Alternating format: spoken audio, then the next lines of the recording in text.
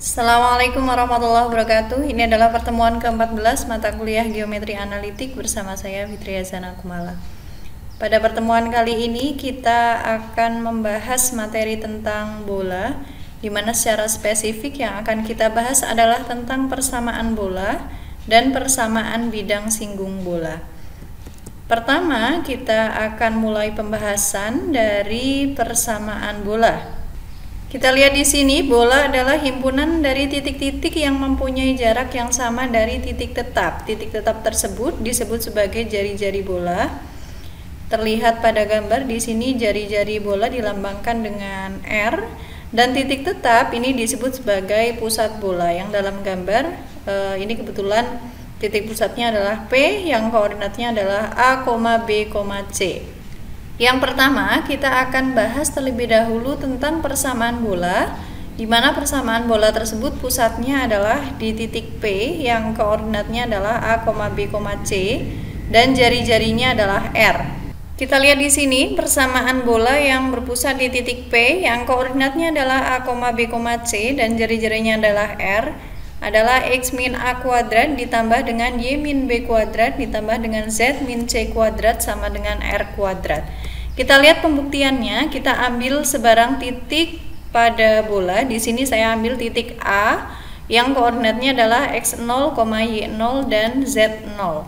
Kita bisa lihat di sini panjang segmen garis PA ini adalah sama dengan R, dan kita bisa cari di sini panjang dari segmen garis PA ini adalah akar dari kuadrat selisih dari X0 dan A, kemudian ditambahkan dengan kuadrat dari selisih Y0 dan B, kemudian ditambahkan dari kuadrat dari selisih Z0 dan C.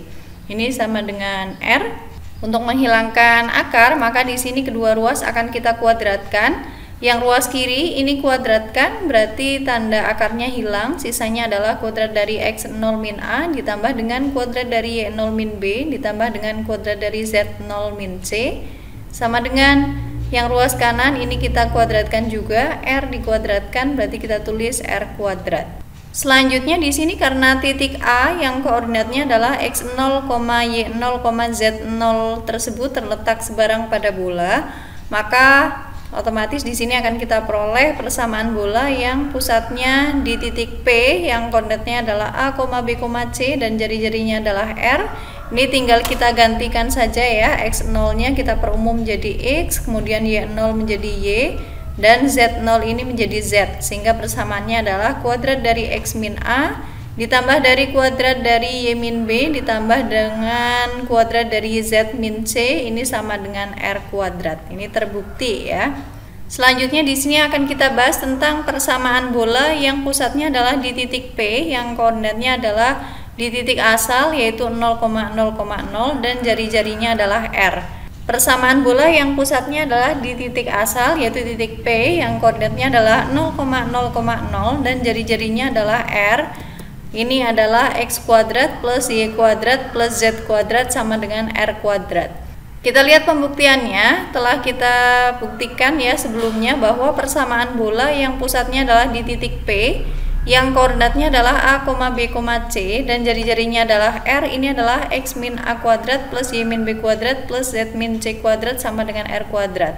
Sehingga jika bola tersebut pusatnya adalah di titik asal ya, di titik P yang koordinatnya adalah 0,0,0, maka di sini kita akan substitusikan saja 0 tersebut ke A, B dan C-nya ya, sehingga di sini A-nya kita gantikan dengan 0, kemudian B-nya kita gantikan dengan 0, C-nya pun demikian ya. Di sini X min 0 hasilnya adalah X dikuadratkan ya. Lalu Y min 0 hasilnya adalah Y, ini dikuadratkan. Ditambah dengan Z min 0 hasilnya adalah Z dikuadratkan sama dengan ruas kanannya adalah R kuadrat. Sehingga di sini terbukti ya bahwa persamaan bola yang pusatnya adalah di titik asal dan jari-jarinya R ini adalah X kuadrat plus Y kuadrat plus Z kuadrat sama dengan R kuadrat. Selanjutnya di sini persamaan bola yang berpusat di titik P yang koordinatnya adalah min setengah A, min setengah B, min setengah C dan jari-jarinya adalah akar seperempat A kuadrat plus seperempat B kuadrat plus seperempat C kuadrat min D. Ini adalah x kuadrat plus y kuadrat plus ax plus by plus cz plus d sama dengan 0. Kita lihat pembuktiannya. Persamaan bola yang pusatnya adalah di titik P, yang koordinatnya adalah a, b, c, dan jari-jarinya adalah r, yaitu x min a kuadrat plus y min b kuadrat plus z min c kuadrat sama dengan r kuadrat. Ini sudah kita buktikan ya, sehingga di sini kita bisa tuliskan bentuk dari persamaan bola tersebut sebagai berikut. Jadi di sini tinggal kita kuadratkan saja. X min a kuadrat hasilnya adalah x kuadrat min 2ax plus a kuadrat. Kemudian y min b kuadrat hasilnya adalah y kuadrat min 2by plus b kuadrat. Kemudian z min c kuadrat hasilnya adalah z kuadrat min 2cz plus c kuadrat. Ini sama dengan r kuadrat. Selanjutnya di sini r kuadrat yang ada di ruas kanan kita pindahkan ke ruas kiri. Tadinya positif, kita pindah ke ruas kiri jadi negatif, dan yang lain ini masih tetap. Kemudian di sini kita kelompokkan ya. X kuadrat kita dekatkan dengan y kuadrat, lalu kita dekatkan juga dengan z kuadrat. Kemudian di sini min 2x min 2by min 2cz, kemudian ditambahkan dengan a kuadrat plus b kuadrat plus c kuadrat min r kuadrat, ini sama dengan 0. Nah, di sini kita akan misalkan bahwa a besar ini sama dengan koefisien dari x yaitu min 2a. Kemudian b besar ini adalah koefisien dari y yaitu min 2b, dan c ini adalah koefisien dari z yaitu min 2c. Dan d-nya ini adalah konstantanya ya. Berarti di sini a kuadrat plus b kuadrat plus c kuadrat min r kuadrat. Selanjutnya di sini karena kita melakukan permisalan seperti yang sudah saya sebutkan, sehingga a kecil ini bisa kita tuliskan sebagai min setengah a, sedangkan b ini sama dengan min setengah b, dan c adalah sama dengan min setengah c. Dan di sini r kuadrat bisa kita tuliskan sebagai a kuadrat plus b kuadrat plus c kuadrat min d. Jadi tinggal pindah saja di sini min r kuadrat ke ruas kiri, sedangkan d kita pindah ke ruas kanan. Sehingga di sini r bisa kita tuliskan sebagai akar dari a kuadrat plus b kuadrat plus c kuadrat min d. Ini sama dengan a kita kuadratkan, berarti min setengah a kita kuadratkan, hasilnya adalah seperempat a besar kuadrat, lalu ditambahkan dengan b kuadrat, berarti min setengah b kita kuadratkan ya, hasilnya adalah seperempat b besar kuadrat. Kemudian ditambah dengan min setengah c kuadrat, hasilnya adalah seperempat c dikuadratkan dikurangi dengan d. Jadi di sini kesimpulannya, persamaan bola yang berpusat di titik P yang koordinatnya adalah min setengah a, min setengah b, min setengah c, dan jari-jarinya ini tadi adalah seperempat a kuadrat plus seperempat b kuadrat plus seperempat c kuadrat min d, ini di akar ya. Ini adalah x kuadrat plus y kuadrat plus ax plus by plus cz plus d sama dengan 0. Selanjutnya di sini berdasarkan persamaan bola x kuadrat plus y kuadrat plus ax plus by plus cz plus d sama dengan 0 yang memiliki jari-jari adalah akar dari seperempat a kuadrat plus seperempat b kuadrat plus seperempat c kuadrat min d. Ini akan ada 3 buah kemungkinan ya. Jadi di sini kemungkinan yang pertama, jika yang ada di dalam kurung yaitu seperempat a kuadrat plus seperempat b kuadrat plus seperempat c kuadrat min d lebih dari 0, maka di sini bentuk bolanya adalah bola nyata atau sejati. Dengan kata lain, gambar bola ini ada jari-jarinya ini lebih besar daripada 0. Dan kemungkinan yang kedua di sini, jika yang ada di dalam kurung yaitu seperempat a kuadrat plus seperempat b kuadrat plus seperempat c kuadrat min d ini sama dengan 0, maka bentuk bola adalah berbentuk titik ya. Dengan kata lain di sini gambar bolanya ini hanya berbentuk titik. Kemudian kemungkinan yang terakhir, jika di dalam akar ini seperempat a kuadrat plus seperempat b kuadrat plus seperempat c kuadrat min d ini kurang dari 0, maka artinya bentuk bola itu disebut sebagai bola khayal atau imajiner. Dengan kata lain di sini gambar bolanya adalah imajiner.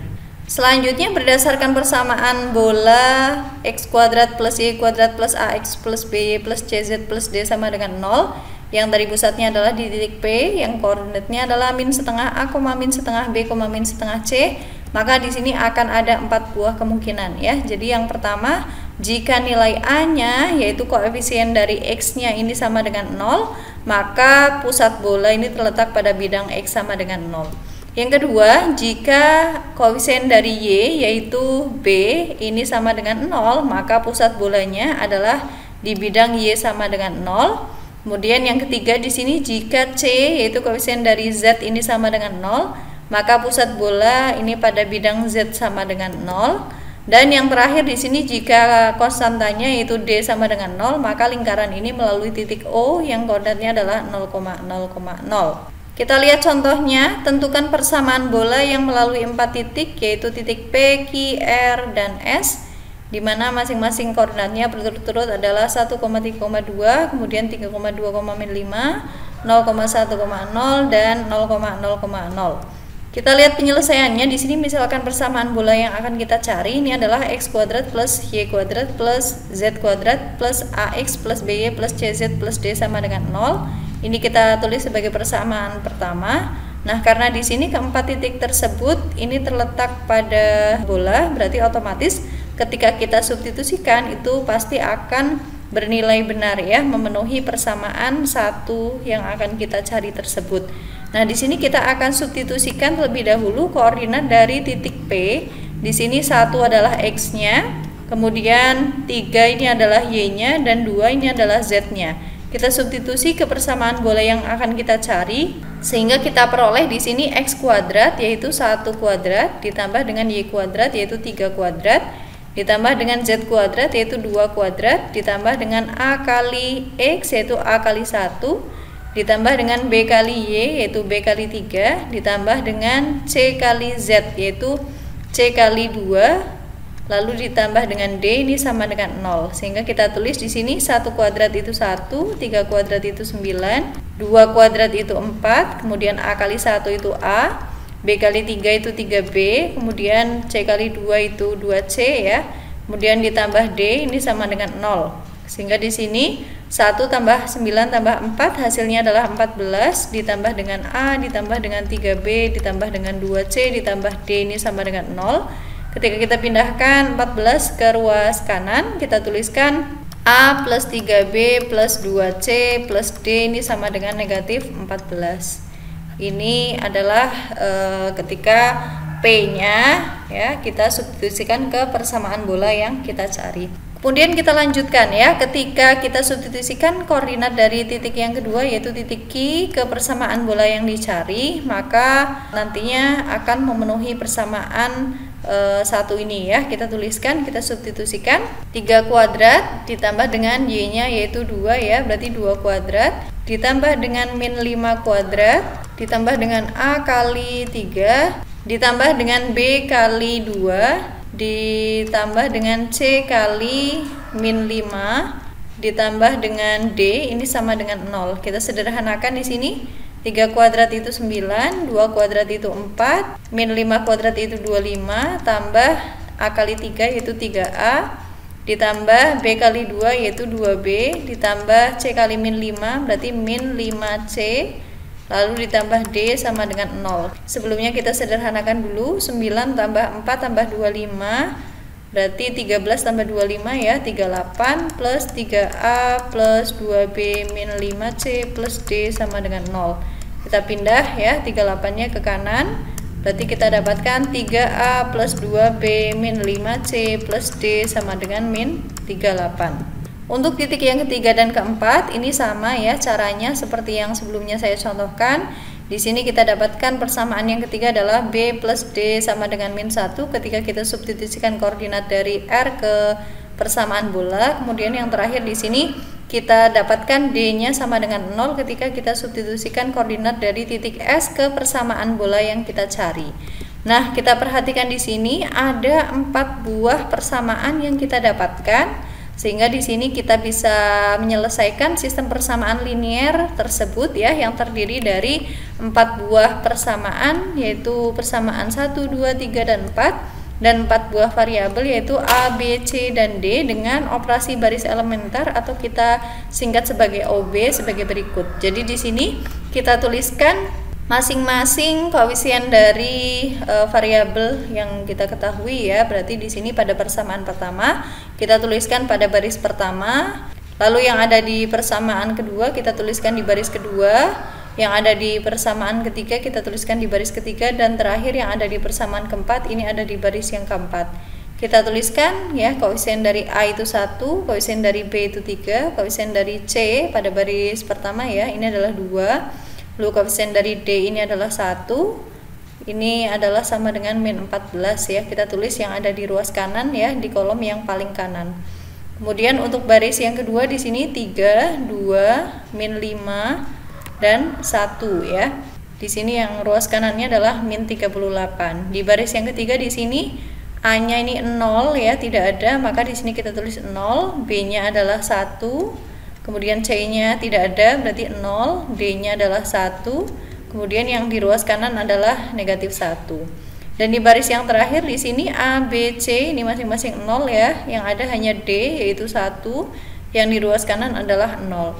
Nah, di sini tujuan kita adalah akan membentuk matriks identitas di mana elemen pada diagonal utama pada kolom 1, 2, 3, dan 4 ini bernilai 1 ya. Jadi pada diagonal utama ini akan kita bentuk elemennya menjadi 1, dan yang lainnya akan kita bentuk dibawa ke 0 ya. Kita perhatikan baris pertama kolom pertama ini sudah 1 sesuai dengan tujuan kita, berarti kita akan ke baris kedua kolom ke 1. Ini tadinya 3, agar menjadi 0 maka di sini pada baris kedua ini akan kita operasikan ya, dikurangkan atau ditambahkan dengan berapa kali lipatnya baris yang lain. Nah, di sini kita perhatikan agar baris kedua kolom pertama ini bernilai 0, maka kita akan gunakan nilai-nilai yang ada pada baris pertama. Di sini kita tulis baris kedua akan kita kurangi dengan 3 kali lipatnya baris pertama. Nah, ini kita kerjakan ya. Untuk nilai atau elemen-elemen yang lain ya, pada baris yang lain ini nilainya tetap. Sebagai contoh, ini pada baris pertama nilainya tetap ya, 1, 3, 2, 1, min 14. Baris ketiga pun ini masih tetap, baris keempat pun demikian ya. Jadi yang berubah hanya pada baris yang ada di depan, yaitu baris kedua. Nah, kita lihat di sini ketika kita kurangkan baris kedua ini dengan 3 kali lipatnya baris pertama, maka di sini untuk baris kedua kolom pertama 3, ini kita kurangi dengan 3 kali lipatnya baris pertama yaitu 1. Berarti kita tulis 3 dikurangi 3 kali 1. 3 dikurangi 3 hasilnya adalah 0. Nah, ini ya. Jadi baris kedua kolom pertama hasilnya adalah 0. Kemudian baris kedua kolom kedua di sini 2 dikurangi dengan 3 kali lipatnya dari baris pertama yaitu 3. 2 dikurangi 9 hasilnya adalah negatif 7. Berarti di sini baris kedua kolom kedua hasilnya adalah negatif 7. Kemudian baris kedua kolom ketiga di sini negatif 5, kita kurangkan dengan 3 kali lipatnya 2 ya. Berarti negatif 5, negatif 6 hasilnya adalah negatif 11. Kemudian di sini 1 dikurangi 3 kali lipatnya 1 ya. 1 kurangi 3 hasilnya adalah negatif 2. Kemudian yang terakhir di sini negatif 38 dikurangi dengan 3 kali lipatnya min 14. Hasilnya adalah min 38 plus 42. Maka hasilnya adalah 4. Nah, kita sudah peroleh semuanya ya hasilnya. Kemudian akan kita lanjutkan lagi ya. Tujuan kita adalah akan merubah elemen pada diagonal utama ini menjadi 1 dan yang lainnya 0 ya. Ini ke bawah sudah betul ya, 1, 0, 0, 0, kemudian ini sudah 0. Nah, ini selanjutnya ya. Selanjutnya adalah baris ketiga, ini harus kita nolkan. Maka kita akan gunakan elemen yang ada di baris kedua ya. Mengapa bukan baris pertama ya? Karena nanti ketika kita gunakan baris pertama, maka nanti elemen yang ada di baris ketiga kolom pertama ini juga akan berubah. Padahal ini sudah benar ya, sudah 0, tidak perlu berubah lagi. Maka kita gunakan baris keduanya ya.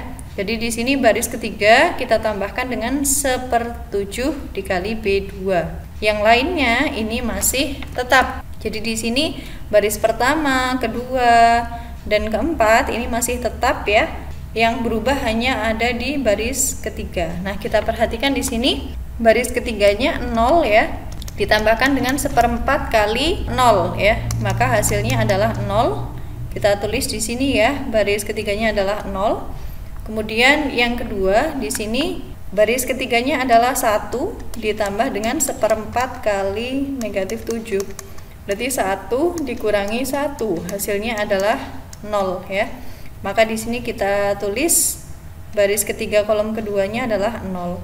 Kemudian baris ketiga kolom ketiganya di sini 0 ditambah dengan 1/7 dikalikan dengan B2. B2-nya adalah negatif 11 ya.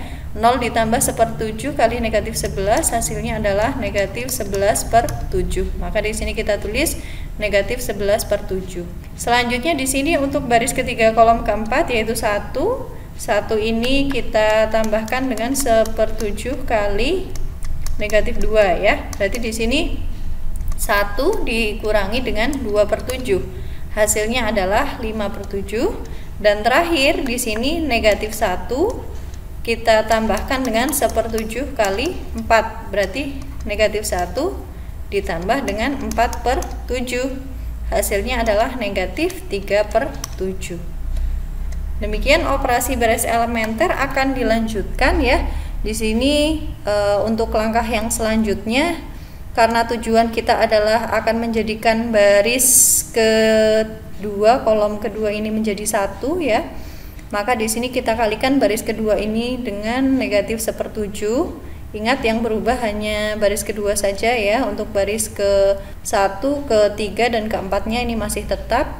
Kemudian selanjutnya di sini akan kita nolkan baris pertama, sehingga kita akan operasikan baris pertama dikurangi dengan 3 kali lipatnya baris kedua. Langkahnya sama seperti yang sudah saya jelaskan, sehingga menghasilkan matriks seperti ini ya. Kita lihat di sini baris ke-1 kolom keduanya ini sudah 0.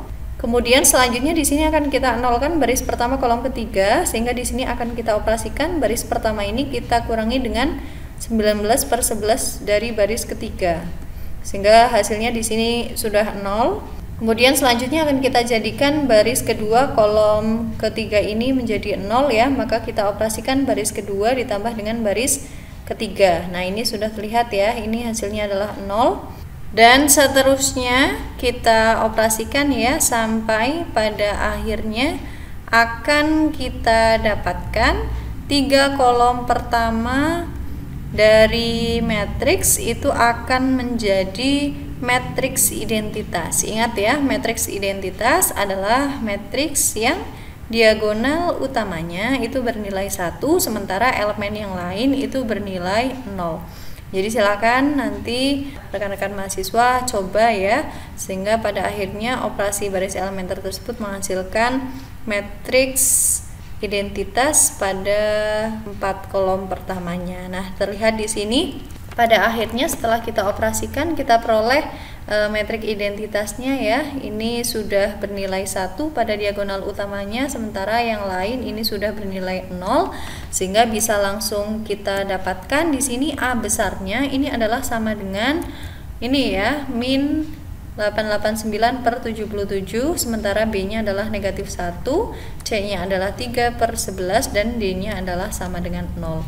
Nah ini kita sebut sebagai persamaan kedua. Setelah kita dapatkan nilai A, B, C, dan D ini ditulis dengan kapital besar ya, maka tinggal kita substitusikan saja ke persamaan yang kita cari, yaitu x kuadrat plus y kuadrat plus z kuadrat plus ax plus by plus cz plus d sama dengan 0.